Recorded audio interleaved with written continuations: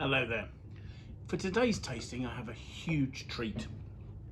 I'm fortunate enough to be tasting, I've accessed this with a caravan, Vega Sicilia's Unico Gran Reserva 2005.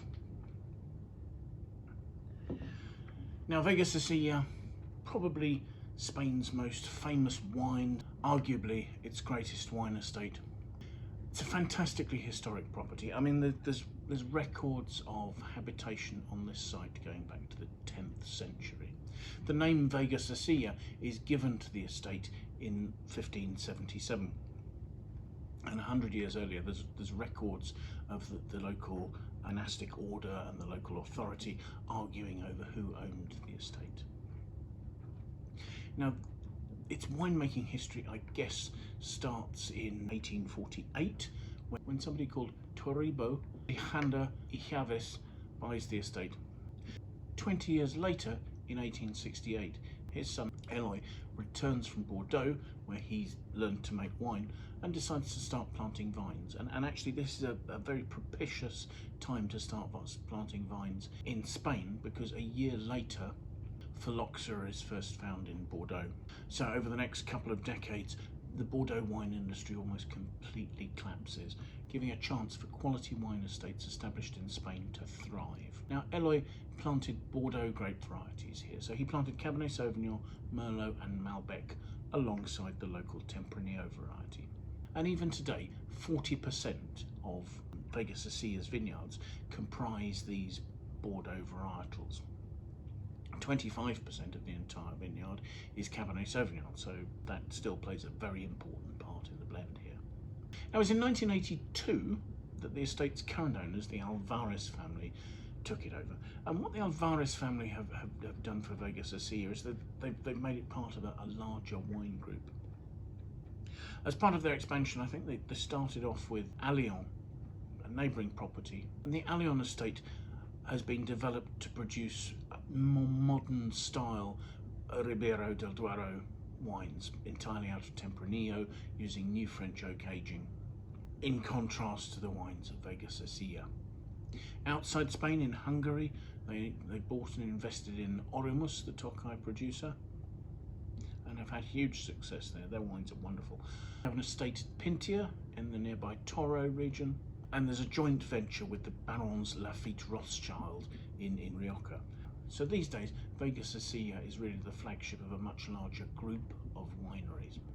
The estate's size is impressive in itself. It's 1,000 hectares. Admittedly, only 210 hectares of that is vineyards, but that's still quite a sizable vineyard holding.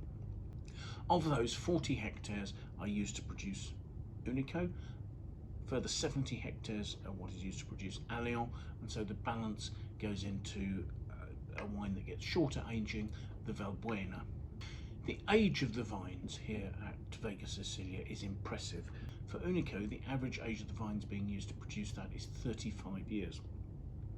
But they have many plots here that are over 100 years old. They have one plot, for instance, of Cabernet Sauvignon that was planted in 1910.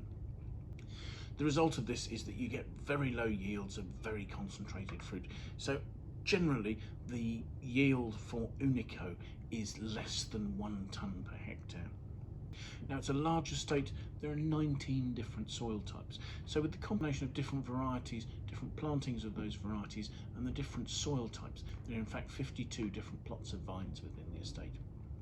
And these vines lie on the mid-slope of hills, between the steeper hillsides and the flatter plains of the Duero Valley. The soils here have fragmented limestone in. They tend to be sandy over quartz gravels that are found deeper down. And you'll find a lot of angular limestone boulders on the surface of the soils here. So winemaking here involves total attention to detail. Everything's hand-picked, very carefully sorted. And the Unico both ferments and ages in wooden vats, whereas its slightly lesser sibling, the Valbuena, ages and ferments in stainless steel tanks. These wooden vats have temperature control, so fermentations can still be regulated. The fruit is destemmed and it will receive a 3 to 4 day cold soak prior to fermentation being allowed to start.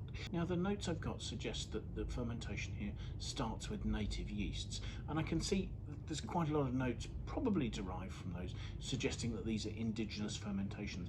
Now I don't know whether that's true or not. It's possible that they're using a selection of native yeasts that they collected from previous ferments. Anyway, native yeasts is the description that's used there.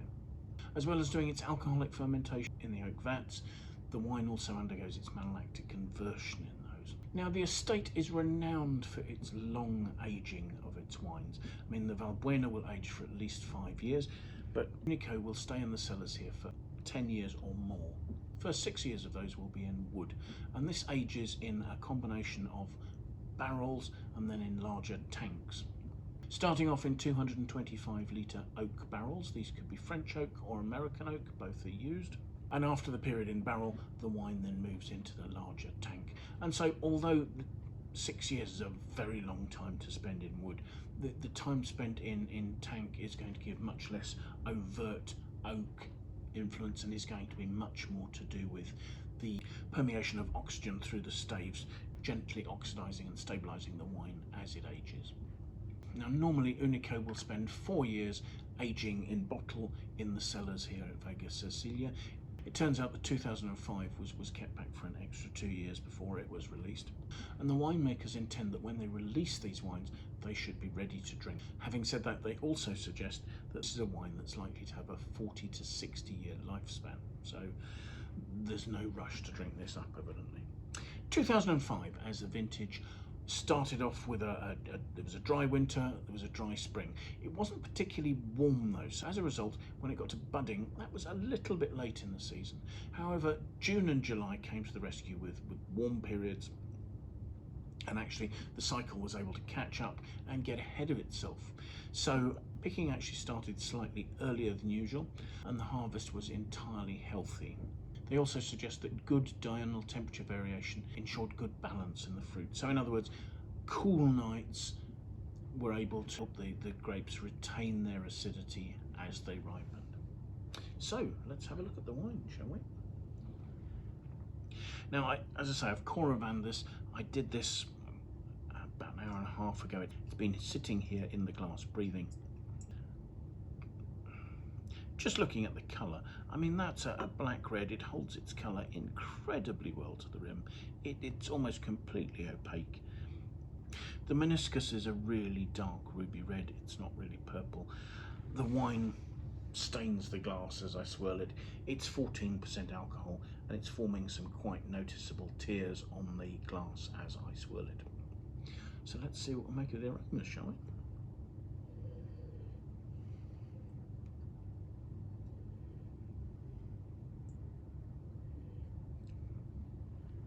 I'm actually having to look for the aromas a little bit, but they're worth looking for. There's an awful lot going on there. I mean, the initial aromas are sort of developed aromas, they're tertiary aromas. They're slightly savoury, dried leaves, forest floor, that sort of note. But as I look, there's more intensity and fruit there just starting to show itself. There's a sort of a prune note, quite high tone. There are licoricey notes, that ripeness. Very, very high toned cherry notes. There's almost a sort of a slight note of acetone in there. There is something very, very high toned about it. There's something about almost sort of dried flower petals, that sort of beautiful, ethereal, delicate perfume there.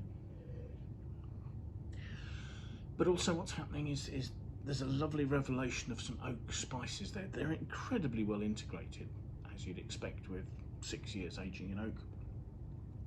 But there are notes of vanilla, there are notes of cedar, there are also sort of real sweet spice, baking spice, ginger, nutmeg, cinnamon, all of those are there to be found.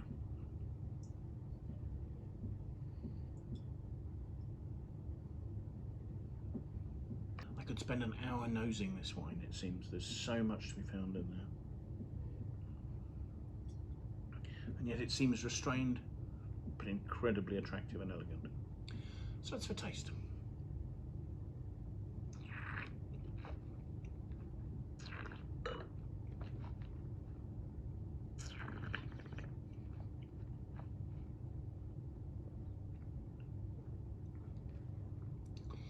It's dry, obviously. It has wonderful freshness.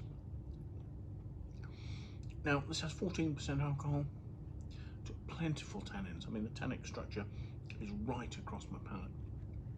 But it's not a huge wine. It's a medium to full-bodied and well-structured wine with incredible intensity on the middle palate.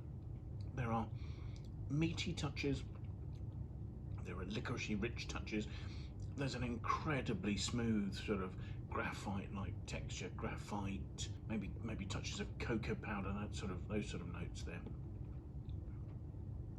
There's rich, developed black fruit, almost like sort of dark plum jam, and it is that jamminess. There's something high-toned and rich. Sometimes black cherries can get quite high-toned when they're very ripe. There are sort of prune notes, and towards the end there is that sort of mostly sweet spices, but there's almost a touch of pepper, there's ginger, there's baking spices, and the cedar and the nutmeg and the cinnamon sort of notes there as well. And those sort of seem to be being emphasised by the alcohol warmth there. I mean, the alcohol doesn't actually seem particularly out of balance. It doesn't stand out because there's such fantastic concentrated fruit in there. I mean, this is a wine that sort of just screams quality in its intensity and its texture. It's got a very easy balance. I mean, yes, it's lovely and fresh. There's really good acidity, but the acidity hardly stands out. And that is, all of that is a result of this really long aging process, both in oak and in bottle. It's to ensure that the wine's entirely harmonious. And also, of course, the long aging in wood really allowing oxygen to gently access it has stabilised the wine completely. I'm sure this has every ability to age for decades. The flavours are lasting beautifully in my mouth, but they're not huge and intense. There just is that delicate sort of note.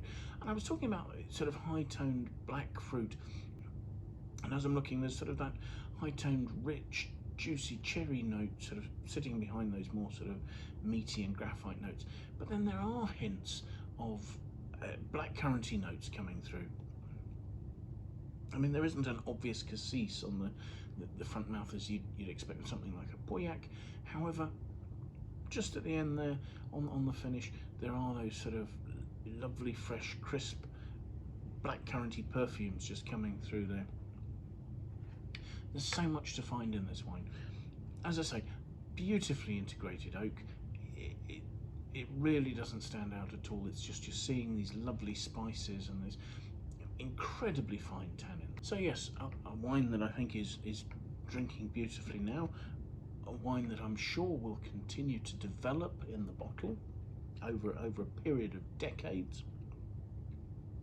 A wine with fabulous intensity and seamless balance. I looked at the Wine Search aggregated score for this wine, and for the 2005 vintage, the aggregated score is 94 out of 100. I wonder if perhaps if I was marking this myself, I might have given it a 95. I think I might have come down slightly more generously than this. I'm finding it very difficult to fault the wine. But in honesty, I guess there isn't really a huge difference in the score between sort of 95 and 94. It is an exceptional wine. It's not a cheap wine. I'll leave a link in the notes below to the Wine Searcher page for this. You can see information such as price and availability in your market. You can even look at the price history there, and there'll be a bit more information about the wine's background, and you can see various critics' scores as well. So thank you very much for joining us. I do hope you've enjoyed the tasting. I certainly have. If you'd like to subscribe and follow us on YouTube, that would be fantastic.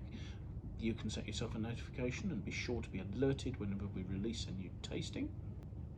If you have friends you think might like to watch the video, do please feel free to send them a link.